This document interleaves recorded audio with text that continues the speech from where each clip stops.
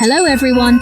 I recreated the popular crispy brownie cake at home and it's really delicious. The method of washing brownies with chocolate is also simple. I recorded all the details. First, boil hot chocolate and butter in insulated water to make reflective chocolate sauce. Add some cold water to cool down, ensuring the temperature isn't too low to avoid scalding the eggs. Add white and brown sugar, salt, vanilla or extract and whip at low speed until the sugar dissolves.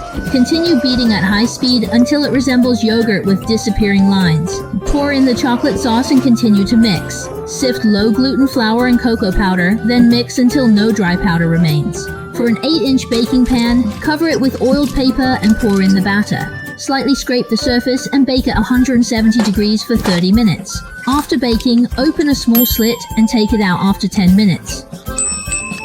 After Fan Nan removes the mold, the top is covered with a thin layer, and the sequins are rich and moist chocolate cake inside. It tastes like eating a piece of fudge, which is really delicious. I'll see you next time.